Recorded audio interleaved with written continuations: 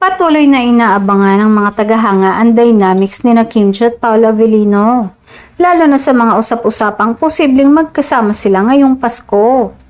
Maraming netizens ang nagbubuo ng haka-haka kung magkakaroon ng espesyal na pagtitipon o okasyon kung saan mas malinaw nilang maipapakita ang kanilang closeness sa publiko.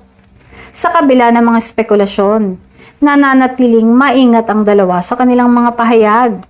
Hindi direktang kinumpirma ni Paolo ang anumang usapin tungkol sa posibleng magiging pagkasama nila sa holiday season, habang pinapakita ni Kim sa social media ang kanyang normal na aktibidad na hindi rin nagdudulot ng malinaw na sagot sa mga fans. Ang excitement ng publiko ay lalo pang tumataas sa bawat interaction ng dalawa sa social media at sa mga public appearances. Para sa maraming tagahanga, ang posibilidad na magkasama silang ganap ngayong Pasko ay nagbibigay ng kilig at dagdag na pananabik sa holiday season.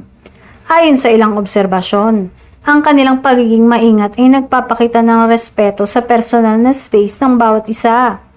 Gayunpaman, hindi maikakaila na patuloy ang curiosity ng fans at media sa kung paano nila ipapakita ang kanilang ganap, lalo na sa mga espesyal na okasyon tulad ng Pasko.